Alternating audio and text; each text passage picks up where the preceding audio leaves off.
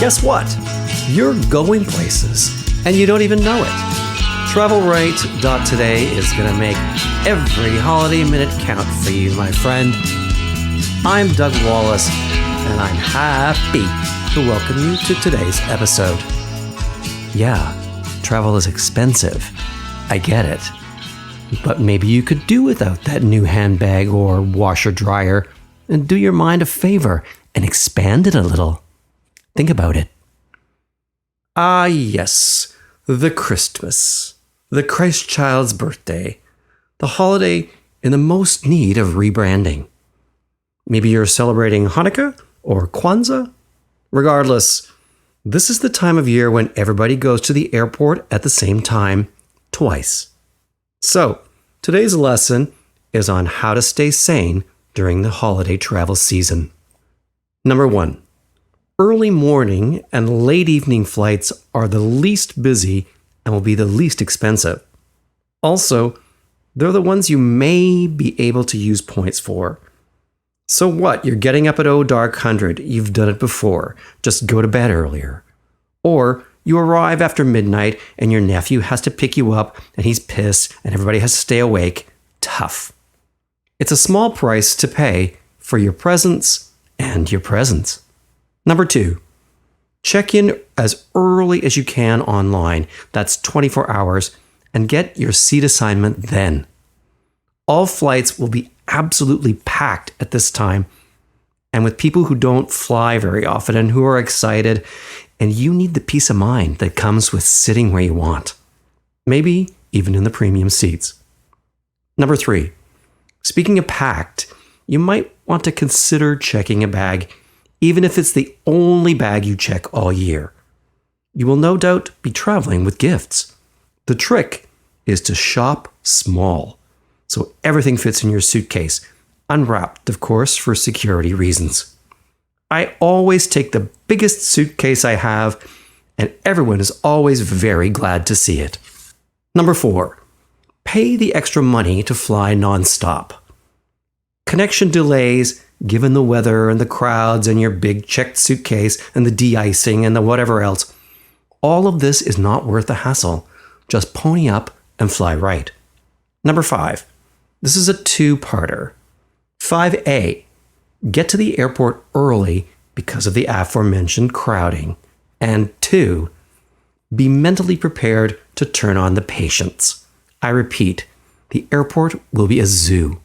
So, get some rest the night before, no hangovers allowed, be organized, and maybe pop an anti-anxiety if that's what you need to calm the fuck down. Number 6, make sure there's an actual paper book in your carry-on in case delays last longer than your tablet charge and there's no plug. Never rely on there being an outlet at your seat.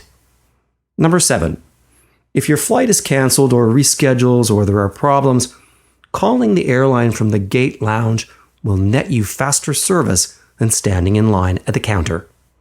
And number 8, other bigger problems like you hate your mother or don't want to be in the same room as your creepy uncle or hate all the caroling and hate all the red and green shit everywhere, just toast the season with a nice big scotch. You thought I was going to say stay home, didn't you? We just got back from a week in Barbados, which we started off with a few nights at the Crane, which is billed as the oldest continuously running hotel in the Caribbean.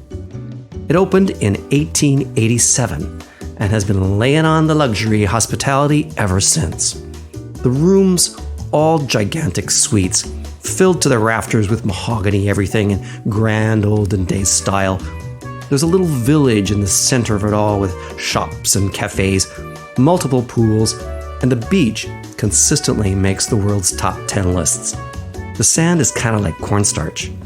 There's a little elevator, a bikini lift I was calling it, takes you from the resort right down to the beach, to the string of bright blue loungers, big waves, people jumping off the cliff nearby, so peaceful and beautiful. I normally don't like eating anything other than local cuisine when I'm away, but the Italian restaurant D'Onofrio's was insanely good, like real Italian restaurant, not just resort make-believe Italian food. There are a few original suites you can stay in and a heritage pool that was quiet and kid-free. Super interesting clientele too, many of them coming back every year. Rooms at the Crane from about 300 Canadian. Visit thecrane.com. We were in the Caribbean specifically for the Barbados Food and Rum Festival, celebrating its 10th year. Indulge me a little shout out here. It started with a giant fish fry at the Venerable Oystons Market and food demos with local and visiting chefs, including Toronto's Craig Harding from Constantine and La Palma restaurants, and my new crush, UK chef Tom Aikens. We hit a couple of beautiful dinners on the beach at La Cabane and up in the North End at Hugo's. There was a street party celebrating the island's food trucks and a big swish party at the Prime Minister's house with canapes and rum drinks for 1,000 people. I highly recommend this event each year in October. The value is terrific. Visit foodandrum.com.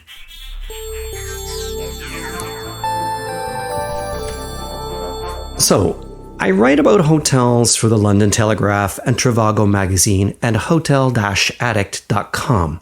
So when I go somewhere, I like to stay in as many hotels as possible, even if it means moving every day.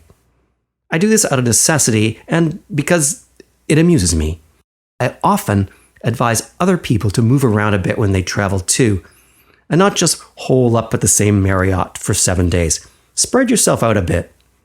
When I go on actual vacation, I'll book 3 hotels for the 9 days rather than 1, just to get a nice feel for the island or the city or different parts of everything. For Grenada, we first went posh, then rustic and remote, and then mid-range all-inclusive. All were lovely. Maui, same thing. Grand Wailea, La La La, up to the north corner, Condo Land, and then mid-range on the strip at Kaanapali. 2 different friends this week were asking me about Curacao, and I was steering them both to either the ritzy golf course at the one end or the shabby chic part of the other side, so they don't get bored. For Barbados, we stayed on the quiet east side of the island at the Eco Lifestyle Lodge for a few days, then moved over to the busier Caribbean side, staying at Ocean 2. You get not only just a round travel experience, but also more bang for your buck. And speaking of buck bangs, here's a real piece of my mind. I get these notices from all the frequent flyer miles people telling me how to use my points. But when I go to book something, Aeroplan thinks I want to only fly at 7 a.m. and midnight flights to Vancouver. Like, what's the fucking point? I realize collecting Aeroplan points is meant to be used toward a larger goal, like the Maldives or Australia or South Africa or all 3 in one go. But why can't the point system be more useful? My American Airlines points are about to expire, they tell me, and I have so many because they make it impossible to redeem them. It's like you can just see them in the marketing meetings, like high-fiving when people's points expire. They probably have a bell they ring. So many suckers. Suckers like me. I'll keep collecting the points though, but maybe I'll donate them to charities. Or maybe I'll just go to Chicago for lunch one day. Isn't that something, eh? How about a nice 5-hour hot dog in Chicago with no ketchup? Sign me up. I guess the moral of the story is there's no free lunch, is there? None. Especially up in the sky. Food for purchase? Food for purchase? Watch your elbows? Watch your purse is more like it. That's it for today. Find more travel inspiration at TravelRight.Today. Thank you for listening, and please hit the like button and hit it hard.